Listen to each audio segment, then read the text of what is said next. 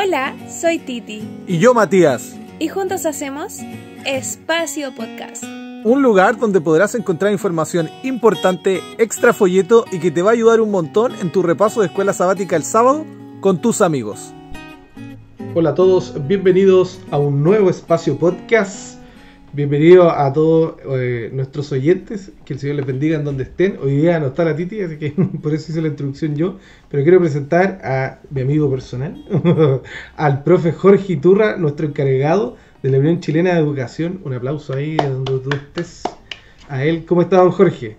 Hola, Matías, un gusto saludarte, un gusto participar también de este espacio inspirador, ¿no? Para los jóvenes, para poder abrir la palabra de Dios y para que, podamos ir traspasando fronteras con el mensaje que la lección joven quiere traernos esta semana y en el estudio diario y permanente que nosotros estamos llevando.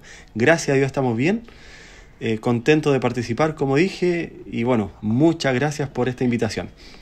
No, gracias a usted, profe Jorge. Cuéntenos quién es, a qué se dedica, a qué está ahora empeñado. Cuéntenos un poquito para que la gente que escucha el podcast sepa un poquito más de usted. Bueno, ya la presentación, mencionaste mi nombre, Jorge Iturra. Soy profesor de educación física. Me desempeñé algunos años haciendo clases con estudiantes, con chicos ahí en el colegio, y posteriormente ya en el servicio a la iglesia hemos ido desarrollando otras acciones en el ámbito de la administración. Actualmente sirvo a la iglesia como misionero, también como departamental de educación aquí en la Unión Chilena, y no solamente educación, también vienen anexadas otras funciones como el departamento de salud y recientemente también el ministerio de ASA, de Acción Solidaria Adventista. Así que hay bastante para entretenerse, hay bastante para hacer en todo lo que es el ámbito de la educación, la salud principalmente. Algo poco. Sí, algo poco el trabajo. Pero no menos de lo que muchos de nosotros hacemos allí, de lo que nuestros jóvenes también están haciendo. Muchas gracias por haber aceptado la invitación y estar participando con nosotros hoy día, profe. Mire, quiero leer los saludos que nos deja la gente en redes sociales. Hay saludos en YouTube. Manuel Hernández nos escribió: hola, un feliz sábado. Qué bueno poder escucharlos nuevamente, se les extrañó la semana pasada. No lo había dicho, pero nosotros subimos al Spotify, constantemente se está subiendo, solo que lamentablemente no se había subido al YouTube, pero el material siempre está, ¿ya? Un abrazo grande, saludo a la Iglesia Baqueano. También Jennifer Dinamarca, perdón Jenny, nos dice: feliz sábado, siempre es de bendición escucharlos, lindo testimonio y un abrazo. Un saludo para ti también, Jennifer. Y una pobre auditora, Marishem, intentó escucharlo en Instagram, pero aparentemente el Instagram le dio problemas, así que Marishem, les recuerdo a todos que nuestros materiales siempre van a estar en el Ministerio Joven Unión Chilena, tanto en Instagram como en YouTube, pero principalmente siempre en Spotify.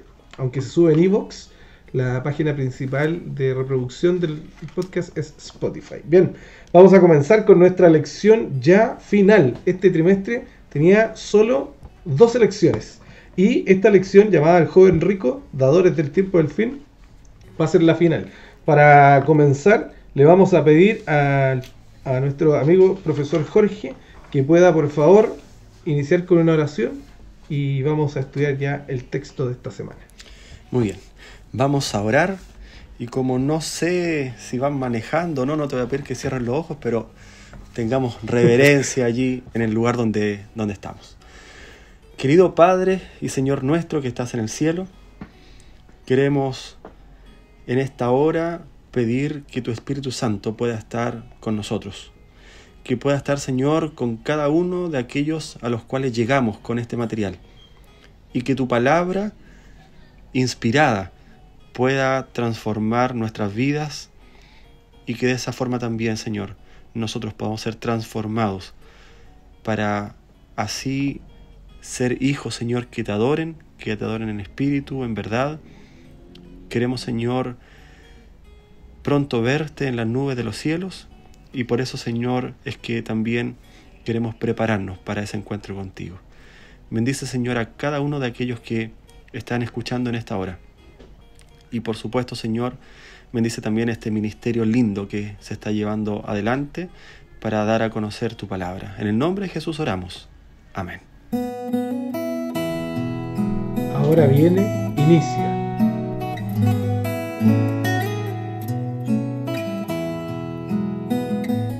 Un joven australiano, Julian Archer, cuando era joven, valga la redundancia, transportaba traficantes, anduvo con terroristas, en los Himalayas estuvo, llegó a tener millones de dólares y ahora es un dirigente de la iglesia adventista.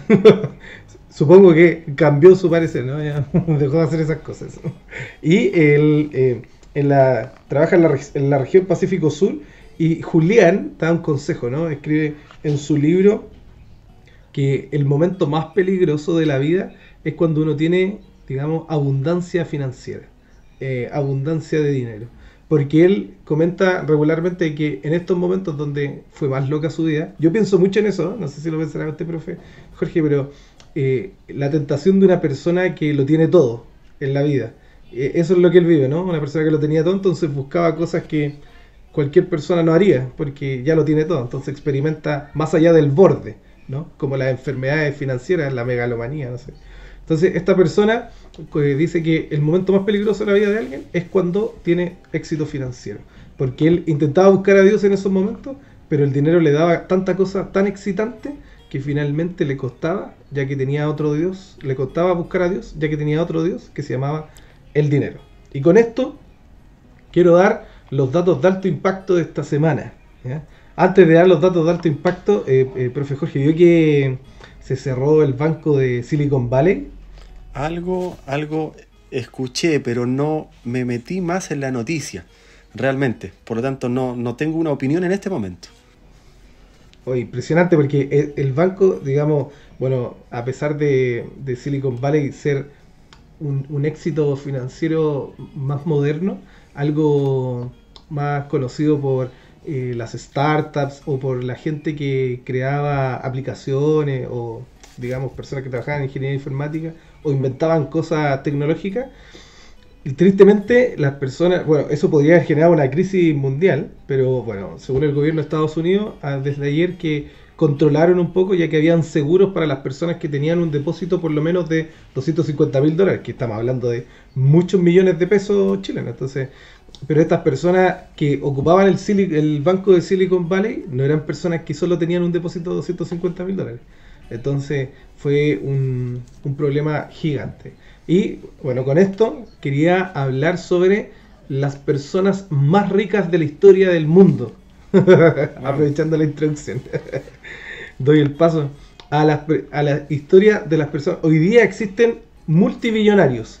Parece que hay personas que tuvieran como todo el dinero del mundo. Parece que si Elon Musk repartiera $1 millón de pesos a cada persona del mundo, no se le acabaría su fortuna.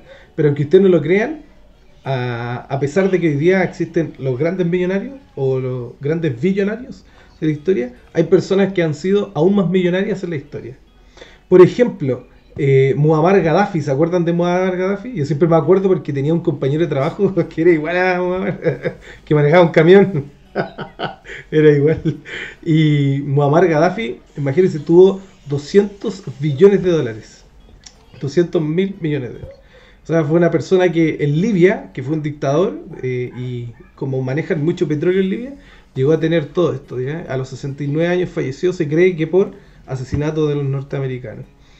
También estaba Guillermo de Inglaterra, que tuvo algo similar, ¿no? 229.000 millones de dólares americanos. Pero miren, quiero nombrar a los conocidos. Nicolás II de Rusia. ¿Se acuerdan de los zares? Cuando se habla de Rasputín, de toda esa historia extraña. Este hombre murió a los 50 años y tuvo 300.000 millones de dólares. Pero miren, quiero hablar de estos dos, ¿ya? Y con esto voy a ir terminando los datos de alto impacto. Existe un caballero llamado Andrew Carnegie, que hasta el siglo XX más o menos era el más millonario de Estados Unidos, ¿no? Era una persona que ustedes ven Manhattan o ven, no sé, Washington, y todos los fierros que tienen los edificios son prácticamente de Carnegie. Y Carnegie era el más millonario hasta que apareció alguien cristiano que se llamaba John D. Rockefeller. Ese nombre lo deben conocer. Y John D. Rockefeller fue popularmente conocido porque era una persona pobre que ilustraba zapatos a ser la persona más millonaria del mundo en unos pocos años. O sea, antes de los 20 años tuvo su primer $1.000.000. Estamos hablando de los años 1900. O sea, era demasiado dinero, más de lo que hoy día quizás pueda significar para una persona.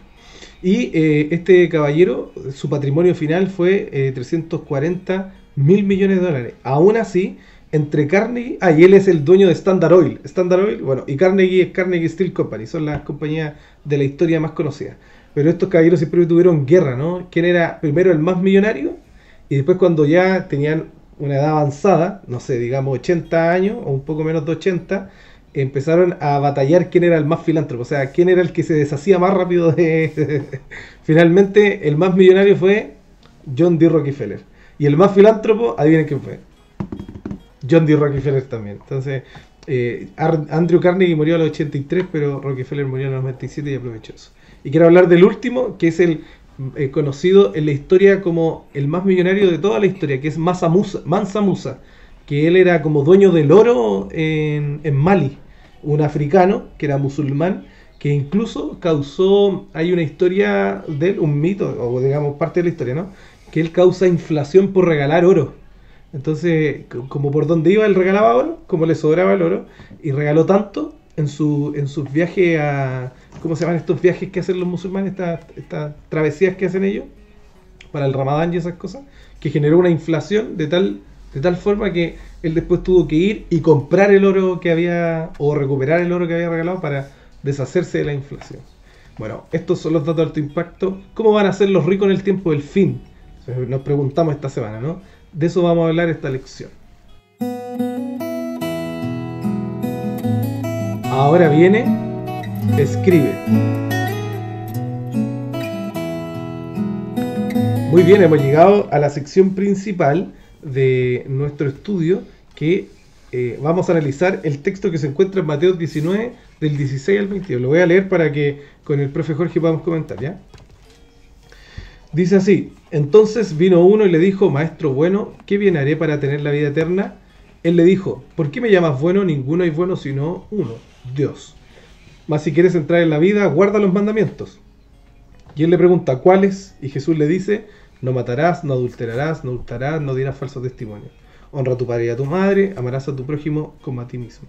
El joven le dice: todo esto lo he guardado desde mi juventud, ¿qué más me falta? Y Jesús le dice: si quieres ser perfecto, anda, vende todo lo que tienes y dalo a los pobres, y tendrás tesoro en el cielo, ven y sígueme. Oyendo al joven esta palabra, se fue triste porque tenía muchas posesiones. Bien, ahora vamos a comentar, así que le voy a pedir al profe Jorge que me dé su apreciación de este texto.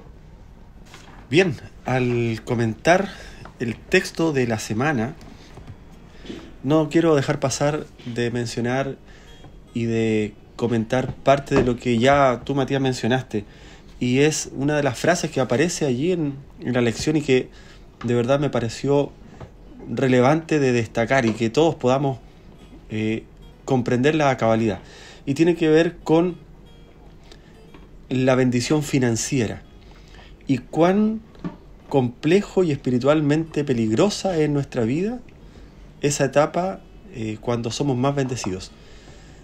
Y tiene que ver con esto, tiene que ver estrechamente con este versículo. El versículo que tú acabas de leer está en el contexto de una persona que era un príncipe en Israel, tenía mucha influencia, y no solamente mucha influencia, ya es denominado el joven rico porque se entiende que la cantidad de posesiones que tenía no era menor. No puedo decir que a la altura de los famosos que tú acabaste de mencionar, pero sí era una persona muy influyente.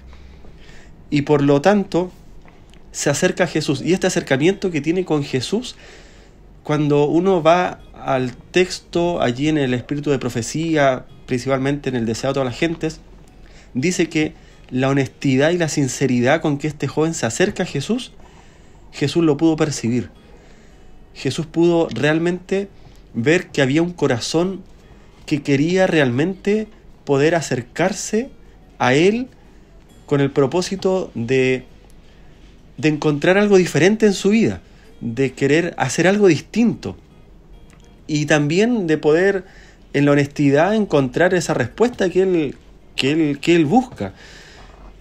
Solo que hay algo, y que no es el dinero en este caso, que él le cuesta también desprenderse, y lo vamos a comentar, y seguramente lo vamos a estar comentando ahora. Pero este príncipe de Israel se acerca al Señor, se amplía, ¿cierto?, el panorama, él cae de rodillas frente a Jesús y le dice, ¿no? Maestro bueno, ¿qué bien haré para tener la vida eterna?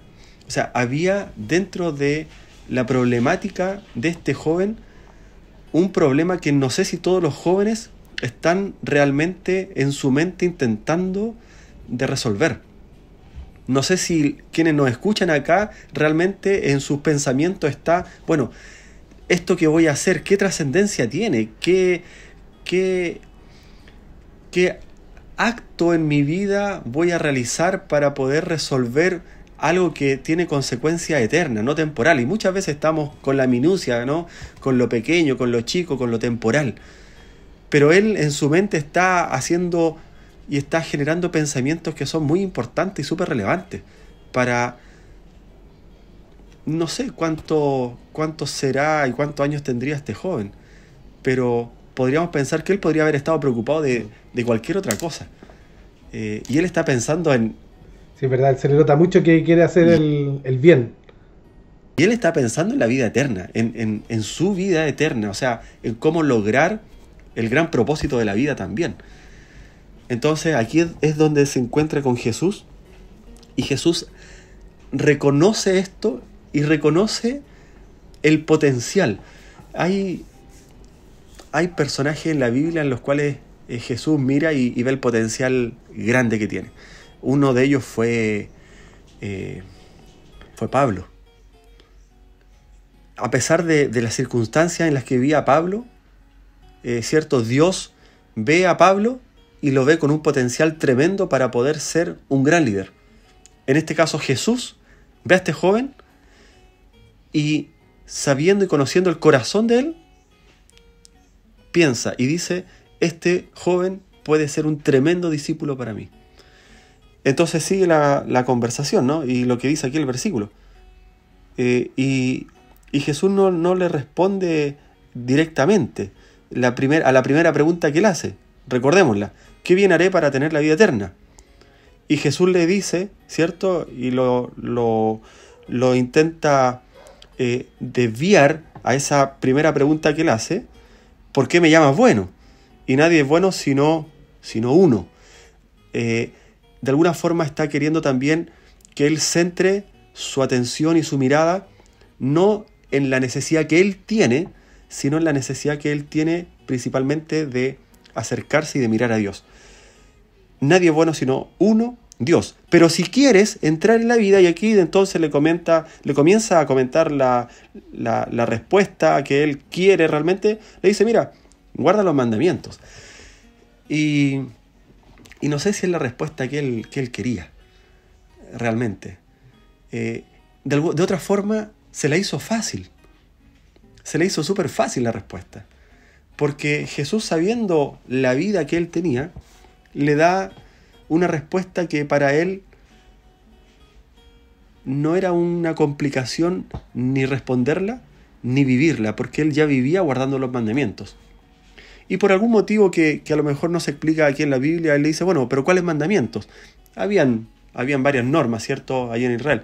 Y Jesús le dice, bueno, los 10 mandamientos, por decirlo de alguna forma. Le nombra, ¿cierto?, los últimos 5 mandamientos. Y por último, hace un resumen de uno de ellos, ¿cierto?, donde dice, bueno, y amarás a tu prójimo como a ti mismo. El joven le dice, todo esto lo he guardado desde mi juventud. O sea, Señor, si es así, y si es así de fácil, entre comillas, lo que tú me estás diciendo, yo ya me gané la vida eterna. Y aquí le podemos hacer la pregunta a los amigos que nos escuchan, ¿no? guarda los mandamientos y ama a tu prójimo como a ti mismo. No sé cuál sería la respuesta, Matías, de quienes están escuchando este podcast. Es como el tipo es así como, bueno, yo creo que él pensó, ¿no? El Señor le dijo, hace lo que ya estás haciendo, síguelo haciendo. Entonces dijo, estoy listo. Así, falta, Señor, ahora me va a traer un torbellino de fuego, supongo, para que me lleve al cielo, algo así. Supongo que habrá pasado por el corazón de él, ¿eh?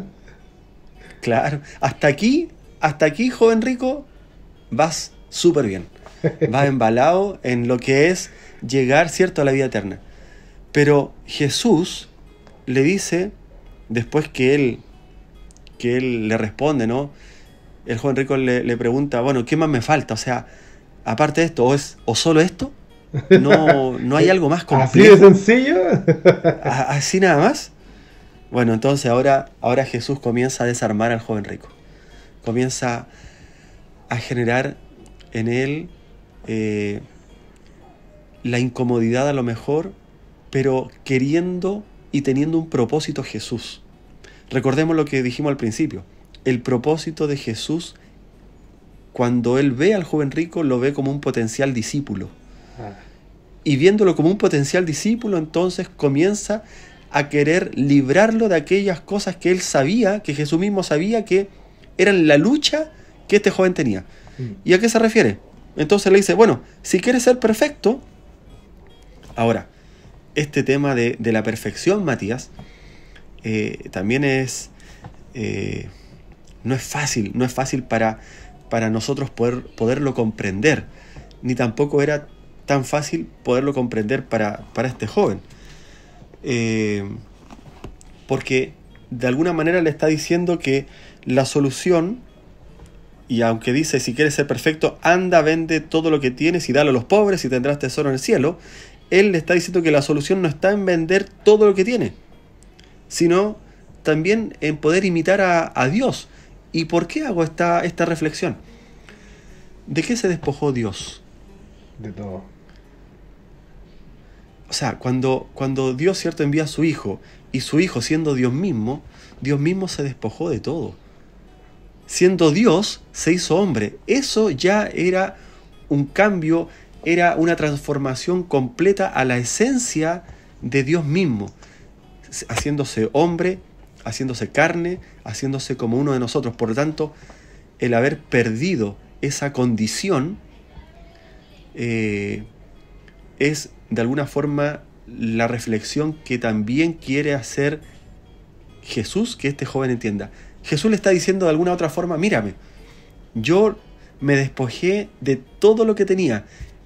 Vivía en el cielo, rodeado de ángeles, lo tenía todo, todas las huestes angélicas estaban a mi servicio y vine aquí como un humilde niño para entregarme por ti y por mí.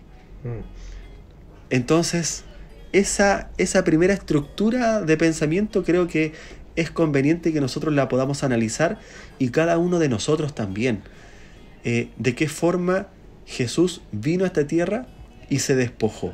Despojarse creo que es una palabra bastante importante dentro del contexto que estamos hablando.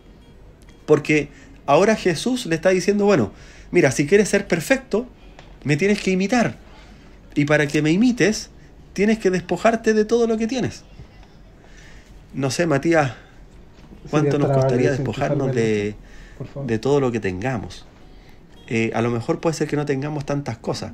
Y por eso, mientras menos cosas tenemos, parece que nos cuesta menos despojarnos. Y mientras más cosas tenemos, nos cuesta más. Aprovechando esta interacción, porque me parece importante pensar, le pregunto a usted, ¿qué pasa si usted tuviera el poder adquisitivo de tener todo lo que quiera?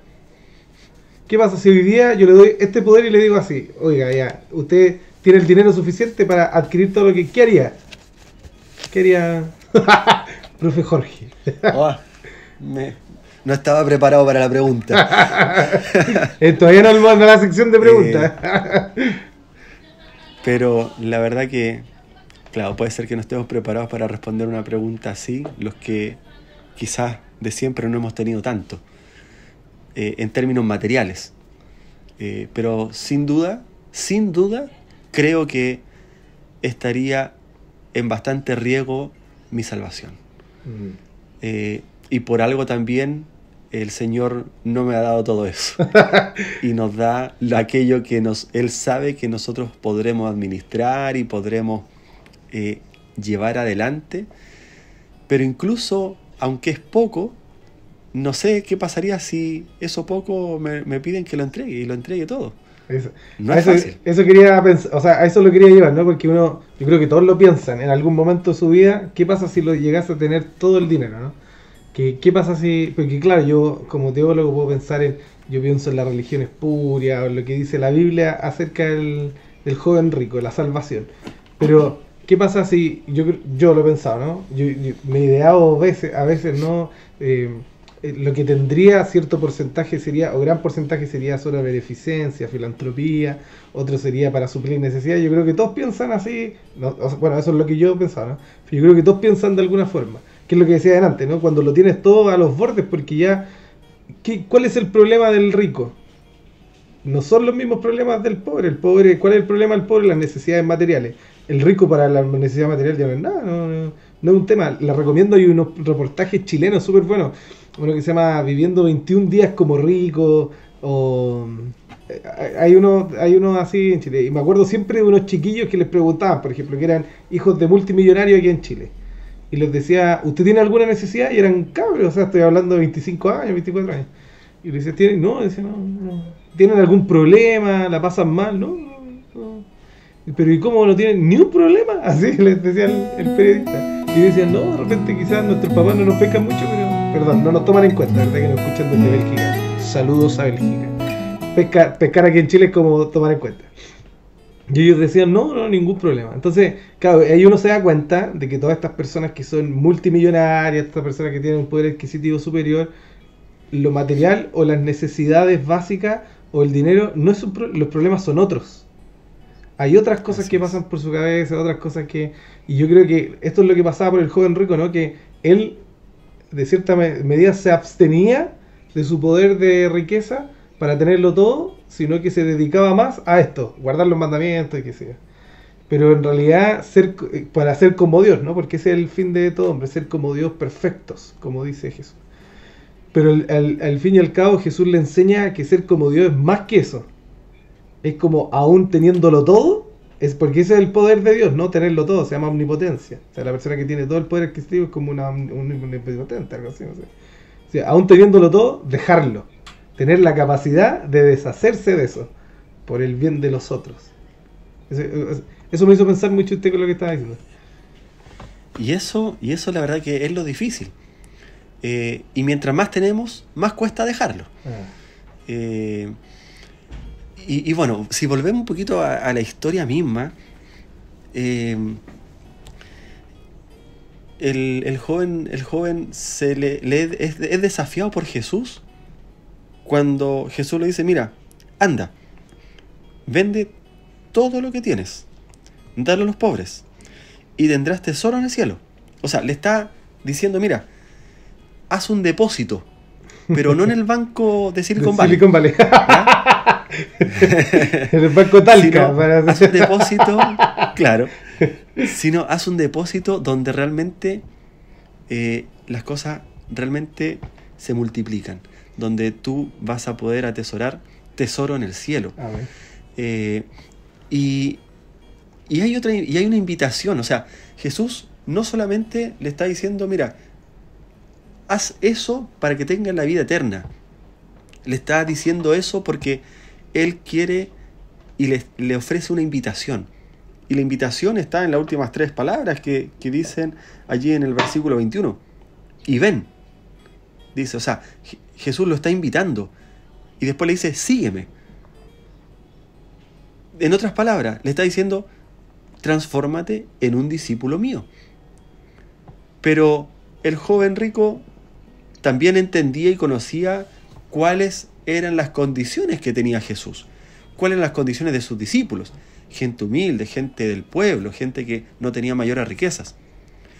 Desprenderse de todo eso, para él le era muy complejo. Ahora, hay un aspecto más, Matías, que quizá es súper importante también que lo mencionemos. Jesús conocía el futuro.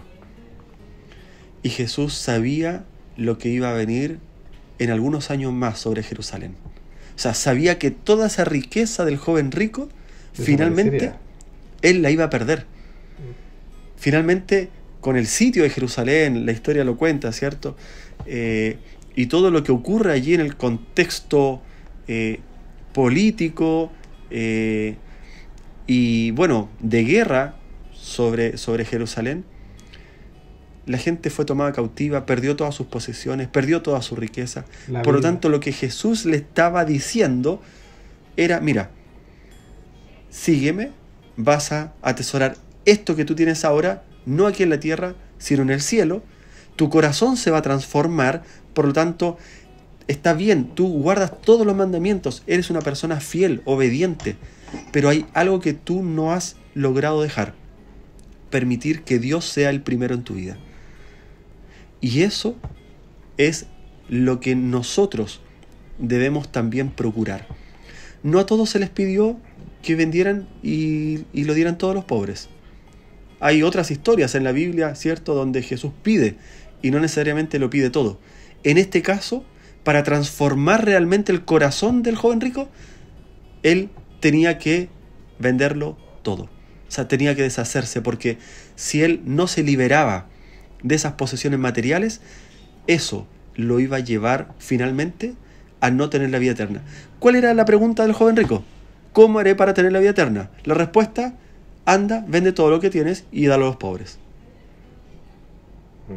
De alguna manera, eso es, a grandes rasgos, el comentario general que podemos hacer de este. No, muy profundo, este asertivo, en el sentido de que hay muchos que somos como el joven rico, no por ser ricos, tristemente, pero porque tenemos ídolos sin percibirlos.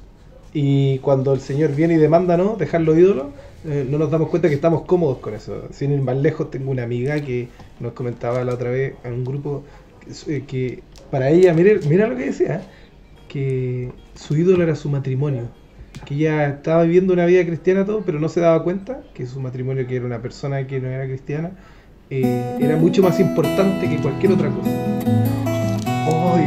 Muy profundo, sí. Y bueno, yo quiero hacer solo dos alcances, ¿no? El primero es sobre la religión espuria, ¿no? Que Elena de White habla sobre la religión espuria en Fe y Obras, sobre que son como uno de los elementos más peligrosos. O sea, las personas que instan o aparentan ser santas, pero es superficial, que es como este joven, ¿no? Que el Señor sabía que había buena intención en su corazón, porque lo que hacía era buscar el bien y veía en él un discípulo, pero finalmente él, sin darse cuenta, practicaba una religión espuria, o sea, sin forma, era forma sin lleno, era vacía. Y lo segundo, un alcance bíblico, y es que el joven rico tiene mucha similitud con los otros fariseos que aparecen en la historia bíblica con Jesús, que uno es Nicodemo y el otro es Pablo. ¿Por qué? Porque a Nicodemo también se le intenta instruir y hace la misma pregunta, ¿no? La vida eterna, cómo llego a ella, y se les dan enseñanzas que son quizás no tan extrañas, ¿no?, pero son enseñanzas nuevas para ambos, y el joven rico se ve que la rechaza. Nicodemo aparentemente no la acepta ni la rechaza, o sea, no aparece nada sobre él que dijo, sí, te voy a seguir como Mesías, ¿no? Pero sí, en Elena de White vemos después en Hechos de los Apóstoles que él se vuelve un discípulo, vende todos sus bienes y se vuelve uno de los 120. Interesante, que es todo lo contrario al joven rico. O sea, Nicodemo no se le pidió, pero él lo hizo. Al joven rico se le pidió y no lo hizo. Ambos fariseos. Y el otro, que es Pablo, ¿no? Que Pablo nunca hubo una conversación con Jesús así como ellos. Pero Pablo fue capaz de dejarlo todo, así sin que se le pidiera obviamente, sino que en su momento de conversión crítica, que es cuando queda ciego, y se vuelve el discípulo más fructífero, digámoslo, en aristas de predicación del Evangelio.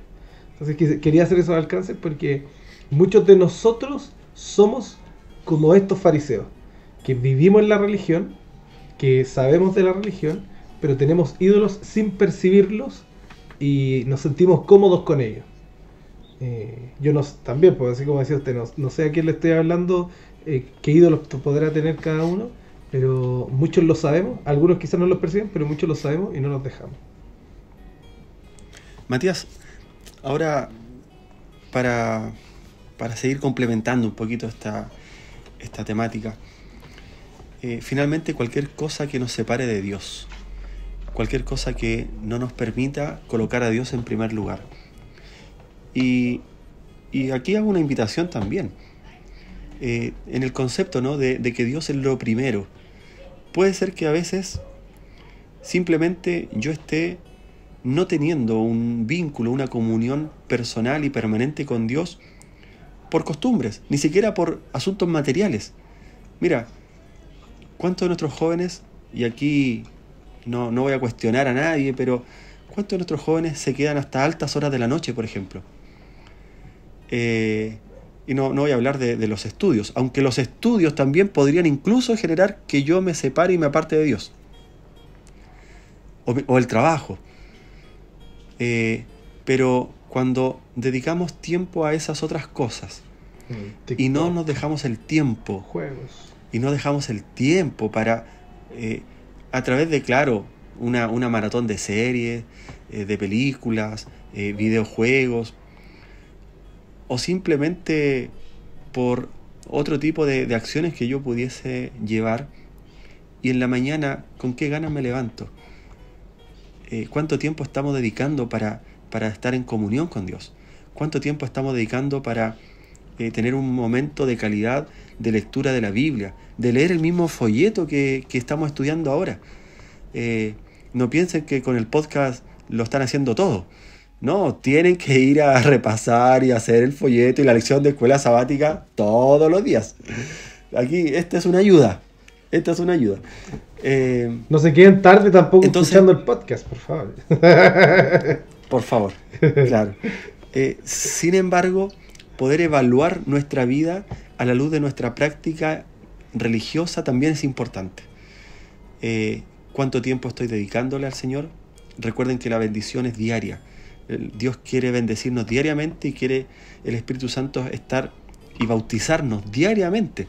Entonces, son evaluaciones que cada uno de nosotros tiene que realizar. Sin embargo, tiene todo que ver con la pregunta que hace el joven rico: ¿qué haré para tener la vida eterna?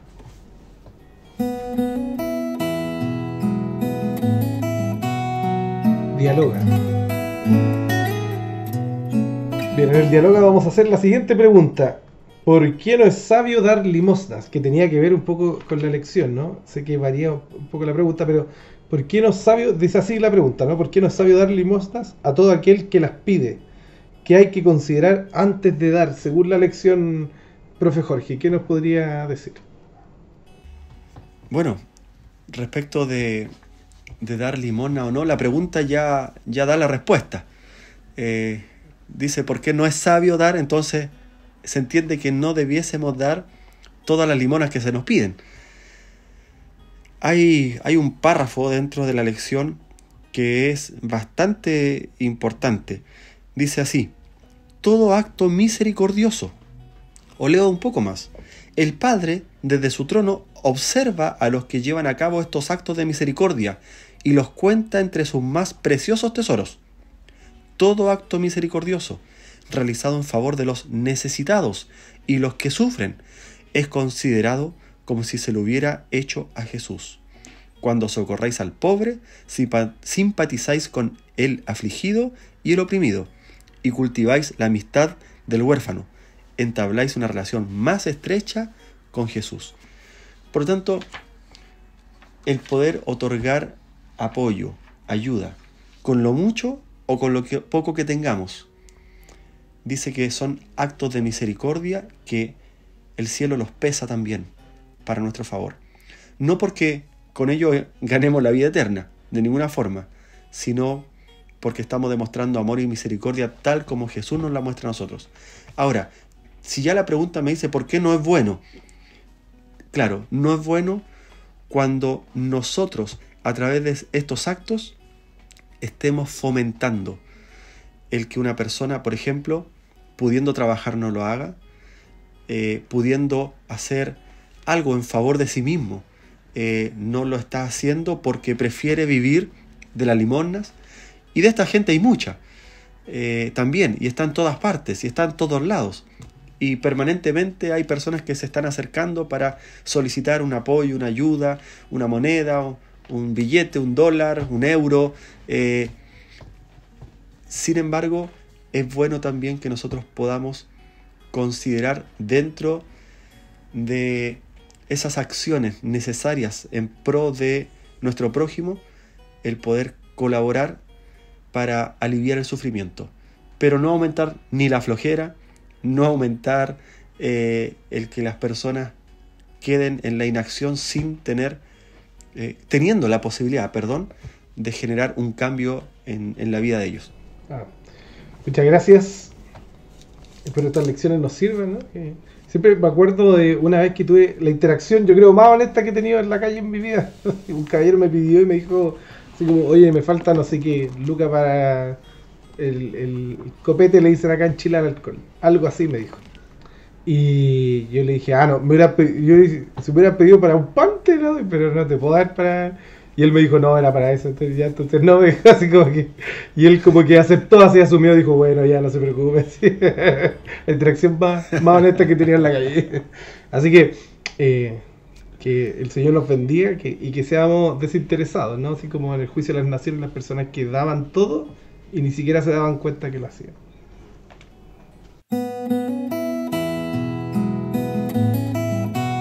Ahora viene, aplica. Pero muchos muestran, mediante sus obras, que no se atreven a confiar en el banco del cielo. Prefieren confiar sus recursos financieros al mundo antes que enviarlos delante de ellos al cielo. Estos tienen que realizar una gran obra para vencer la codicia y el amor al mundo. Consejo sobre mayordomía cristiana, página 151. Bien, estamos finalizando ya el podcast de esta semana. Qué interesante estuvo este trimestre, como siempre dije, ¿no? Un trimestre que era incómodo porque se hablaba solo de dinero, de los ricos, de los pobres, que se usaba, pero necesario, un diálogo que hay que tener y yo creo que fue muy útil para muchos. Que el Señor les bendiga. Le agradezco al profe Jorge por haber participado hoy día en el podcast, fue muy ameno, muy, muy agradable, que ha invitado para un próximo podcast. ¿Cómo no invitarlo si es nuestro líder en educación en Chile? y decirles, bueno, que sigan estudiando su folleto de escuela sabática todos los días, que nuestros materiales están en Ministerio Joven Unión Chilena, tanto en Facebook, en Instagram como en YouTube, pero siempre toda la semana subimos el podcast a Spotify. Y que esta lección nos haya servido mucho, que el Señor bendiga sus finanzas, que puedan invertir, como decía esta cita de Elena de White, en el Banco Celestial. Que loco suena esa frase, el Banco Celestial. ¿Podré sacar un anticipo antes de que vayamos a la eternidad? No como Silicon Valley, que se fue a la quiebra.